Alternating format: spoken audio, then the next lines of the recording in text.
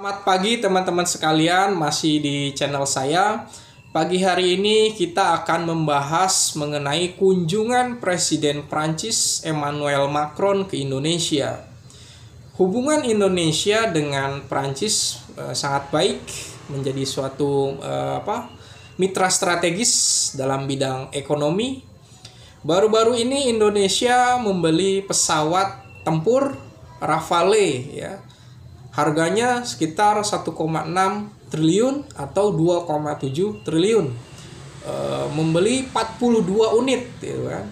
India membeli Rafale 36 unit gitu kan. Jadi lebih banyak Indonesia gitu kan.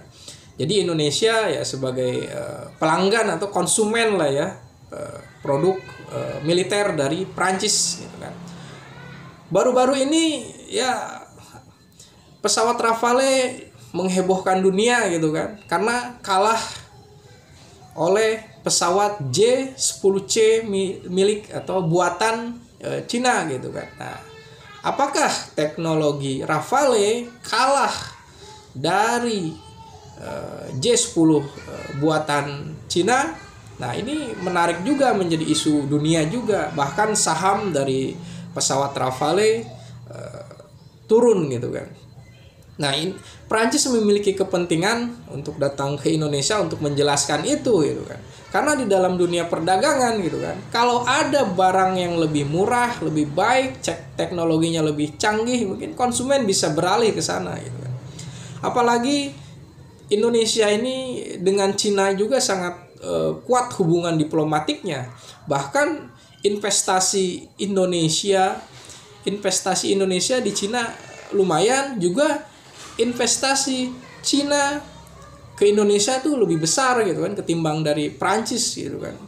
Jadi ekspor Indonesia ke Cina signifikan gitu kan. Ya tentu saja misalnya Prancis takut misalnya Indonesia bisa membeli produk militer atau alutsista atau alat utama persenjataan itu tidak lagi ke Prancis, misalnya membeli pesawat lagi ke Cina atau membeli ke Rusia. Ini kan suatu kerugian lah bagi Prancis.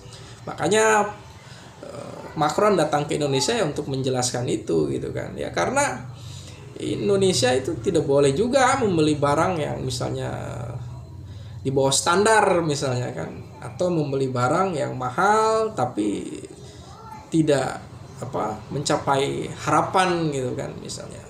Dan Macron harus menjelaskan itu juga, karena ini sah-sah saja di dalam dunia perdagangan gitu kan.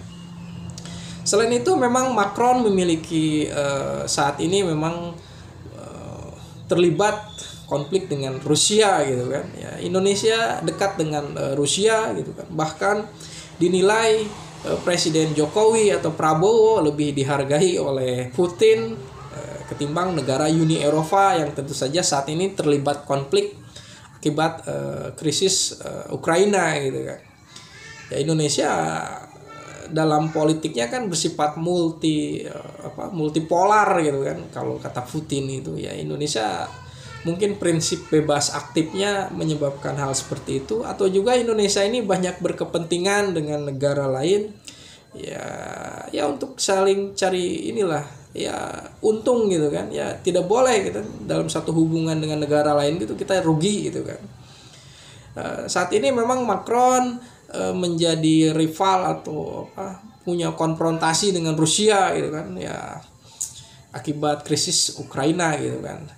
Di sisi lain tapi Macron adalah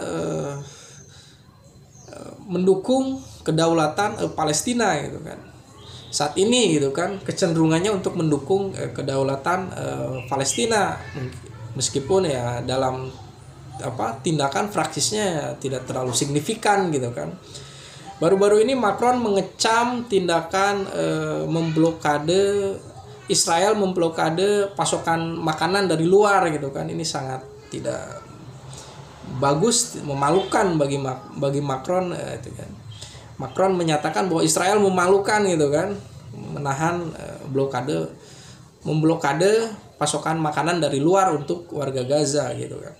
Juga Netanyahu juga bersitegang dengan Macron. Ya, ini sesuatu dialektika yang menarik gitu kan. Ya, karena orang Prancis itu setelah revolusi Prancis itu kan memiliki 3 prinsip yang luar biasa gitu kan. Liberté, égalité, dan fraternité gitu kan.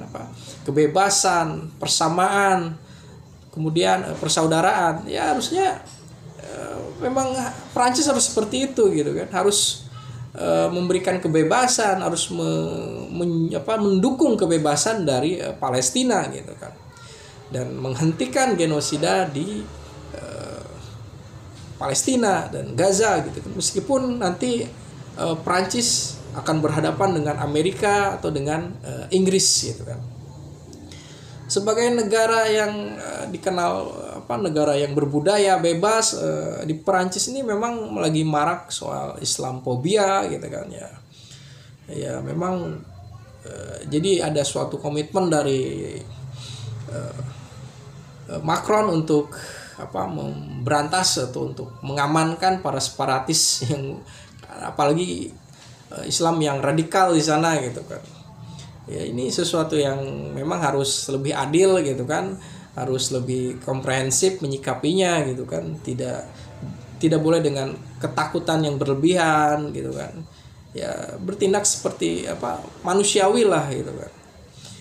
Kemudian yang bertolak belakang justru Rusia itu merangkul umat Islam gitu kan. Syednya juga dekat dengan Iran gitu kan. Ya, Putin sekarang memang lebih dekat dengan umat Islam. Begitu juga dengan Trump. Trump juga saat ini mulai merangkul umat Islam, karena ya umat Islam di Amerika juga signifikan gitu kan. Inggris juga sebenarnya ya merangkul umat Islam gitu kan. Tetapi dalam bidang politik luar negerinya ya masih mendukung Israel gitu kan. Ini sesuatu yang standar ganda, inkonsisten gitu kan, kontradiksi gitu kan. Ya, saya pikir Prancis memiliki suatu kekuatan jika memang ingin mendukung kedaulatan Palestina gitu kan. Mungkin ini suatu kehormatan untuk Indonesia kedatangan Presiden Prancis, seorang yang ya memiliki mungkin potensi untuk bisa memperkuat komitmen perdamaian dunia di Uni Eropa, bisa mengatasi mungkin konflik krisis Ukraina gitu kan. Ya memang karena adanya perang ini memang merusak tatanan ekonomi dunia juga gitu kan. Ditambah lagi misalnya dengan ulah Amerika yang bikin Trump itu bikin perang tarif gitu kan. Ini sangat membuat ekonomi dunia lesu gitu kan. Jangan sampai ekonomi kita akan semakin gelap gitu kan. Hal ini memang hubungan antara berbagai negara itu harus saling menguntungkan, tidak boleh satu untung satu rugi gitu kan. Ya, dan juga harus dalam jangka panjang itu ya harus bisa membangun suatu negara yang masih berkembang hingga menjadi lebih maju lagi gitu kan. Terima kasih.